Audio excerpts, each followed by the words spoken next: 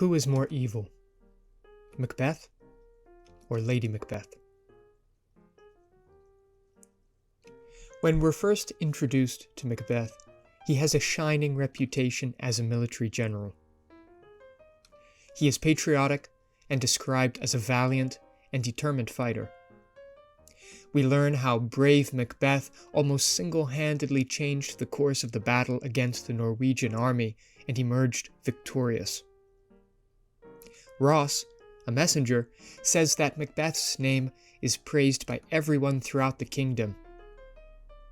He says, "As thick as hail came post with post, and everyone did bear thy praises in his kingdom's great defense, and poured them down before him."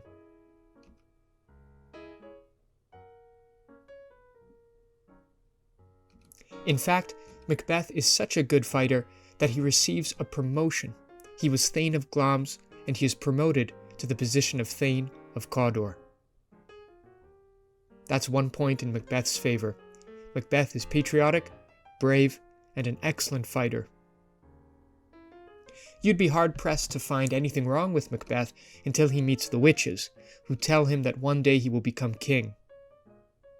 Now, there's a lot to say about the witches, but let's focus on Macbeth, his thoughts and actions. The way I see it, the witches plant the seed of an idea inside Macbeth's head, and his reaction to this idea reveals a dark side of his character. Not long after the witches share their prediction of Macbeth becoming king, he delivers a soliloquy, speaking out loud to himself, and he says the following: "My thought, whose murder yet is but fantastical, shakes so my single state of man." These are a couple mysterious lines. Specifically, what thought is he referring to? What murder? Whatever the thought is, and whatever he means by murder, Macbeth explains that these are but fantastical, meaning that they exist only in his imagination.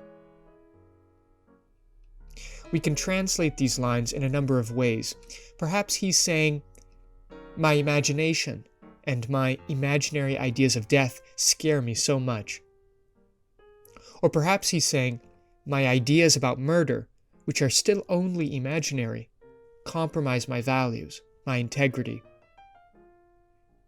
This is the first time in the play that we clearly sense that Macbeth has some evil ideas, murderous ideas, brewing away in his brain.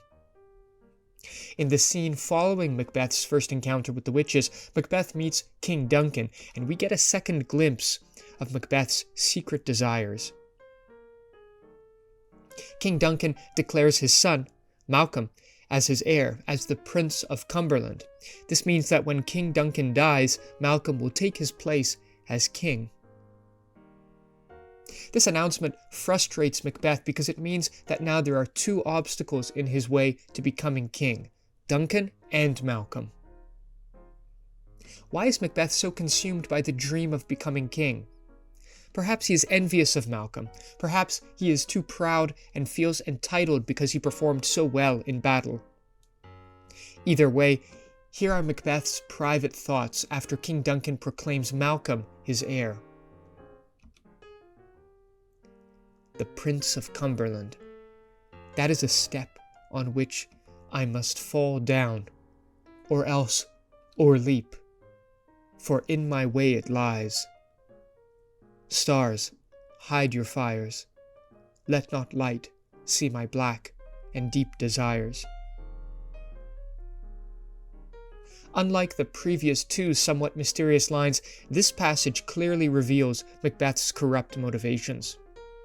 He describes Malcolm as an obstacle and addresses the stars above, asking that they darken so that his desires remain hidden.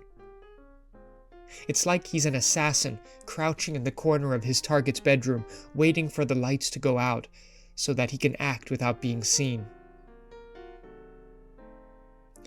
Macbeth is too easily influenced by the witches and considers murdering King Duncan and Malcolm. Macbeth continues and says, "The eye wink at the hand, yet let that be which the eye fears when it is done, to see."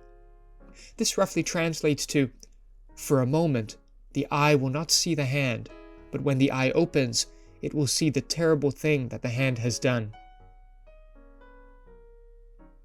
Basically, Macbeth imagines doing a terrible deed, probably murder, without seeing it. What does that mean? Well, Macbeth separates eye and hand, which we can imagine as symbols. The eye is a witness, like the all-seeing eye, the eye of judgment. The eye is a spiritual symbol from the heavenly realm, while the hand is corrupt, earthly, separated from questions of morality, and capable of great evil. Macbeth hopes that his terrible act will have no spiritual consequences, that he will be forgiven, that he'll get away with it, the eye closed as the hand acts. So Macbeth knowingly betrays his inner sense of morality. Let's change directions and say a few things about Lady Macbeth. She makes her first entrance in Act 1, Scene 5, and what an entrance! Reading a letter from Macbeth, she learns about the witch's prediction that her husband will become king. She begins thinking out loud to herself, and she provides a sharp psychological portrait of Macbeth. She worries that Macbeth is not, let's say, entrepreneurial enough to fulfill the witch's prediction. She says she will convince him to make bold moves to secure the kingship. If we ask ourselves, who is more ambitious, Macbeth or Lady Macbeth? Well, Lady Macbeth takes the cake. When we are introduced to Macbeth, we learn of his prestige, his dedication to serving his country. Lady Macbeth's loyalty is only to her husband, and specifically to encouraging his personal ambitions because she herself is ambitious. So that's a point against her. Lady Macbeth is ambitious beyond any other consideration. But let's move beyond Lady Macbeth's ambition and talk about evil. We've already discussed Macbeth's murderous thoughts. They arise slowly and with hesitation. After Macbeth hears the witch's prediction, he is not elated like his wife, but nervous. He says, "This supernatural soliciting cannot be ill, cannot be good." He does not know whether he should be pleased by the prediction or upset by it. Although he speaks of murder, it is in vague terms, and we don't know exactly what he's thinking. Perhaps even he doesn't know. That's to his benefit. Macbeth is questioning and cautious. Lady Macbeth, on the other hand, speaks in no uncertain terms. She is immediately pleased by the witch's prophecy. Her only concern is that her husband will be too weak or hesitant to fulfill it. As soon as Lady Macbeth learns from a messenger that King Duncan will be visiting her home, she says to herself, "The raven himself is hoarse that croaks the fatal entrance of Duncan under my battlements." She describes the king's arrival as fatal as he enters her battlements. In other words, she says that King Duncan will die when he enters her home, her place of violence, her battlements. Lady Macbeth is manipulative and plans to murder King Duncan. You'll remember that Macbeth says, "The eye wink at the hand, yet let that be which the eye fears when it is done, to see." Well, interestingly enough, Lady Macbeth makes a similar statement. She says, "Come, thick night, and pall thee in the dunnest smoke of hell, that my keen knife see not the wound it makes, nor heaven peep through the blanket of the dark to cry, 'Hold, hold.'" This roughly translates to, "I want the night to arrive so dark and cloudy that even my knife, if it had eyes, could not see that it is being used to kill King Duncan, and I want heaven to be blind to my actions so that it cannot stop me." Earlier, I mentioned that we can understand the eye as a spiritual symbol from the heavenly realm. And with Lady Macbeth's words, it's like she extends her husband's metaphor. If we imagine heaven as a symbol of moral guidance, then it's as if Lady Macbeth is asking for her inner moral compass to stay silent while she commits a terrible deed. Let's put it this way. Have you ever stayed up late watching Netflix or playing video games and you just want to relax? But halfway through your binge watching or gaming session, a voice suddenly pops into your head and says, "Hey, shouldn't you stop relaxing and do some homework?" It's so annoying when that happens. You're trying to relax and this voice you have no control over inside your head reminds you of the work you have to do. Where does that voice come from? It always tells you what you know you should or should not do. It can be annoying, but it's also quite amazing. It can be your greatest enemy or your best friend. Some would call it the voice of your conscience, and this is what Lady Macbeth wishes to silence. Macbeth says, "I don't want the eye to see what the hand does," and Lady Macbeth says, "I don't want my conscience to scream out to try and stop me." I think they're both saying the same thing. They both wish to live carefree after committing the murder. Both Lady Macbeth and Macbeth knowingly betray their moral compass. So let's summarize our points so far. Macbeth is patriotic, brave, and an excellent fighter. That's a good thing. Another good thing, he's questioning and cautious. However, Macbeth is easily influenced by the witches and plots murder, and he knowingly betrays his moral compass. Lady Macbeth is ambitious beyond any other consideration, she's manipulative and plans to murder King Duncan, and she knowingly betrays her moral compass. It looks like Macbeth has the advantage, with 2 positive and 2 negative points, while Lady Macbeth has 3 negative points. But you might argue that Macbeth, being an excellent fighter, is not actually a good thing because it suggests that he has a great capacity for violence. We learn in the second scene, for example, when a soldier is recounting Macbeth's acts on the battlefield, that Macbeth's sword smoked with bloody execution. And after killing his foe, Macbeth fixed his head upon the battlements, and he fought so hard and terribly, it was as if he wanted to bathe in reeking wounds. It was a bloodbath. Lady Macbeth does actually take advantage of Macbeth's capacity for violence and makes him commit the murders. Macbeth is the one who does the murdering, who stabs King Duncan. So, we could revise the table as follows.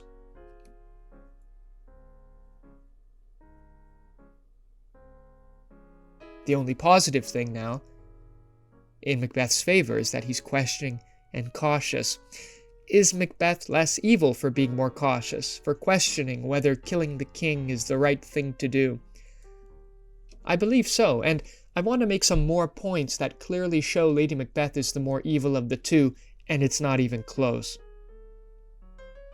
Lady Macbeth prays to evil spirits, asking them to completely fill her with the utmost cruelty. She says, "Come, you spirits that tend on mortal thoughts, and fill me from the crown to the toe, top full of direst cruelty."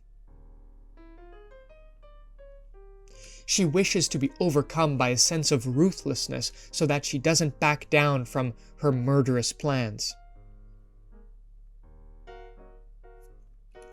Lady Macbeth prays to evil spirits. That's a problem. Towards the end of the first act, Macbeth, who is the questioning and cautious type, decides not to go through with the plan and tells Lady Macbeth, "We will proceed no further in this business." Lady Macbeth replies with, "What beast wast then that made you break this enterprise to me? When you durst do it, then you were a man. And to be more than what you were, you would be so much more the man. This roughly translates to, you've broken your promise to me, proving that you're pathetic, you're an animal. When you dared to imagine murdering King Duncan, that was manly. And you'll truly become a man when you actually murder King Duncan. Macbeth is so hurt by these words, by this attack on his masculinity, that he agrees to go forward with the plan. Lady Macbeth has easily persuaded him by suggesting that he's half of a man, weak, pathetic, and fickle. Lady Macbeth goads Macbeth into committing murder when he shows hesitation. Actually, Macbeth is fickle. He is too easily persuaded and shows no strength of character. Macbeth is evil, but in a quiet, subtle way, for not developing moral fortitude, for being such a pushover, and therefore for allowing other, more vindictive individuals, like Lady Macbeth, to take advantage of him. Macbeth reminds us that a subservient, weak person who looks up to a powerful, manipulative individual is a danger to society too. Macbeth is fickle. My last point may come as a surprise, and it is. When arguing with Macbeth, Lady Macbeth makes a comment that is shocking and vile and comes out of nowhere. She is upset that Macbeth is retreating from his promise to murder King Duncan. She says that he has no gumption, no loyalty to her, and she explains that she is somebody who keeps her promises no matter what they are. I have given suck, and know how tender 'tis to love the babe that milks me. I would, while it was smiling in my face, have plucked my nipple from his boneless gums and dashed the brains out, had I so sworn as you have done to this.